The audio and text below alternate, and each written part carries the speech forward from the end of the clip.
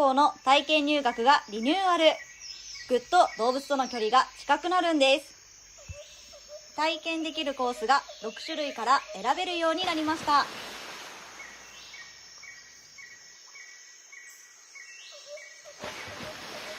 動物園班では主に動物の餌を作って自分が作った餌を実際に動物にあげに行きます。いいでしょ。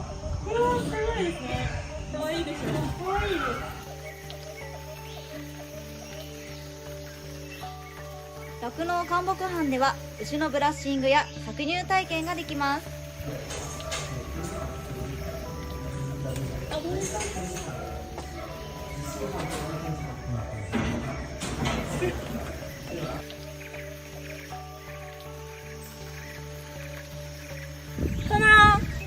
猛禽類班では猛禽の体重測定や鳥を飛ばす体験ができます。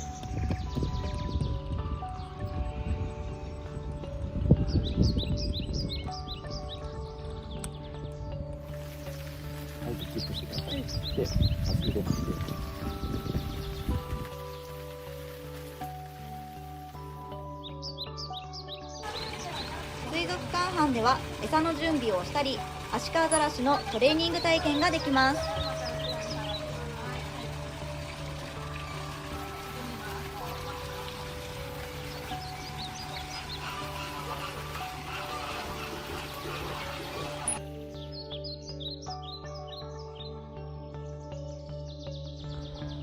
馬班では馬の手入れや乗馬を体験することができます。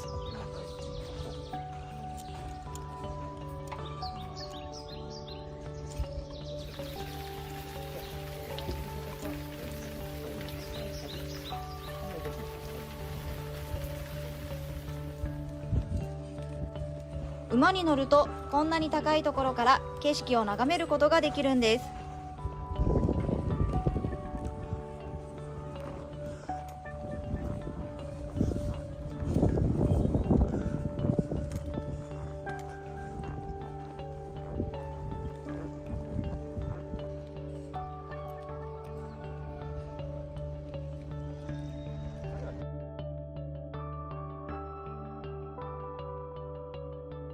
ペット動物班ではウサギやモルモットとの触れ合いをはじめ、富里で生活しているワンちゃんのお手入れを体験することもできるんです。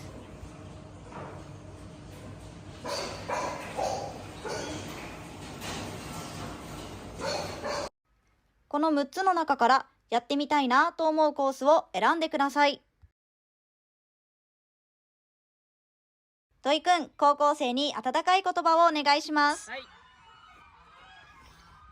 盛り上がってないやついねえよな。学校生活盛り上げるぞー。こんな僕でも充実した学校生活を送れています。来てねー。